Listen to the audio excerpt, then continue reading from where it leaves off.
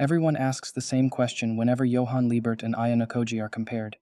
Who is smarter? Who has the higher IQ? Who manipulates people better? But that's the wrong question.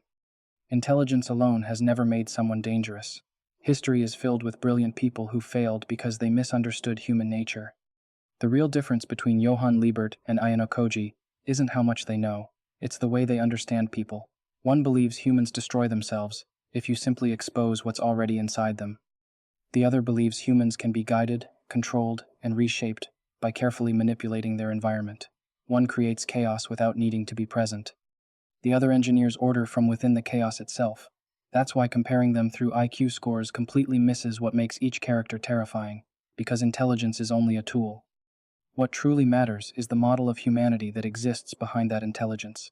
And once you understand that, you'll realize these two characters aren't playing the same game at all. They're solving completely different problems. Imagine two chess grandmasters. One wins by calculating 20 moves ahead. The other wins by convincing his opponent to resign before the first move is even played. Looking only at who has the higher IQ would completely ignore what actually decided the match.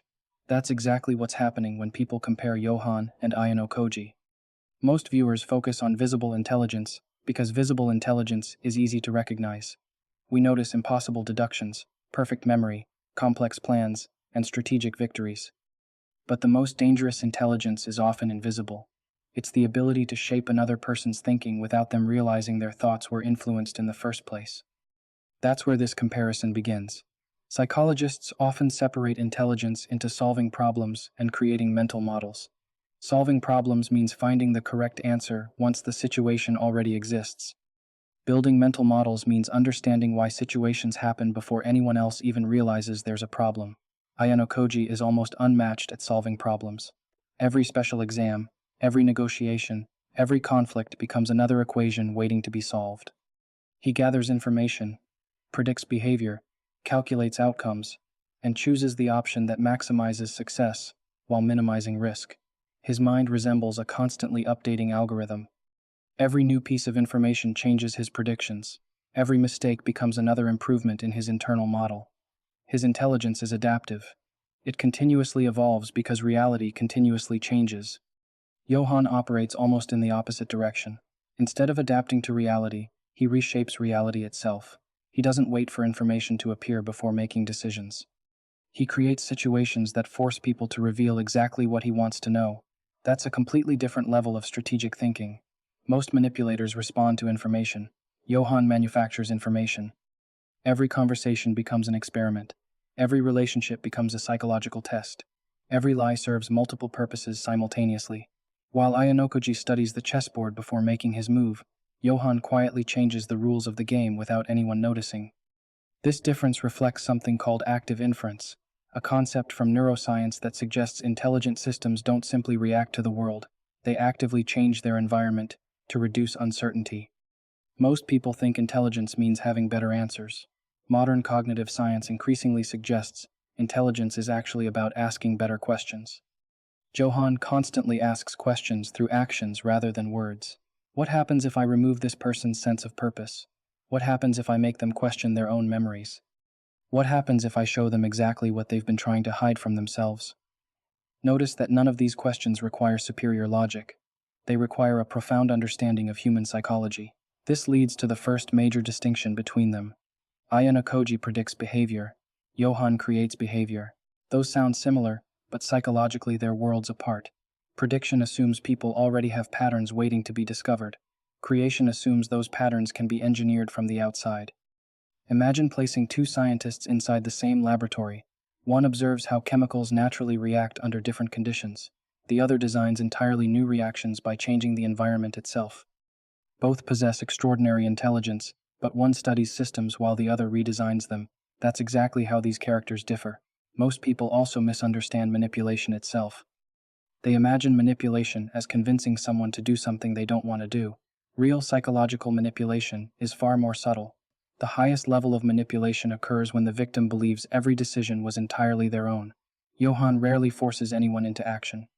Instead, he removes alternative interpretations until only one path feels emotionally possible. This reflects something known as cognitive framing. Human beings never respond directly to objective reality. They respond to the story their brain creates about reality. Change the story, and behavior changes automatically. Johan understands this better than almost anyone in fiction. Ayanokoji manipulates differently. He relies far more heavily on information asymmetry. Information asymmetry exists whenever one person possesses knowledge another person doesn't have. Nearly every special exam and classroom of the elite revolves around this principle. Ayanokoji wins because his opponents make decisions using incomplete information while he quietly observes the entire system from above. Every hidden alliance, every secret objective, every psychological weakness becomes another variable inside his calculations. He doesn't need to control how people think. He only needs to ensure they never possess enough information to make the correct decision. Their own reasoning defeats them. This difference reveals something fascinating about both characters. Johan attacks identity. Ayanokoji attacks decision-making.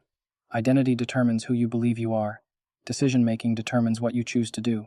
Destroy someone's identity, and their future decisions collapse naturally. Distort someone's decisions while preserving their identity, and they'll never realize they were manipulated at all. One destroys the foundation, the other redirects the structure standing above it. Neuroscience offers another framework that makes this comparison even more interesting. The human brain constantly predicts reality before it experiences reality. Every sound, every face, every conversation is interpreted through predictions generated by previous experiences. This process is called predictive processing.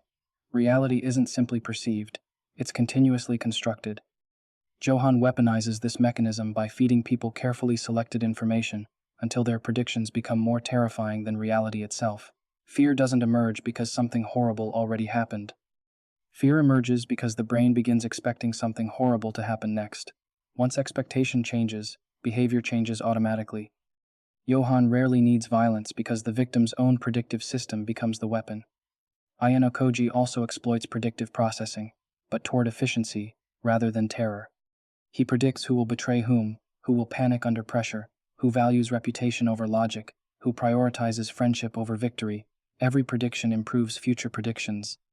His mind resembles Bayesian updating, a statistical framework where confidence changes as new evidence appears.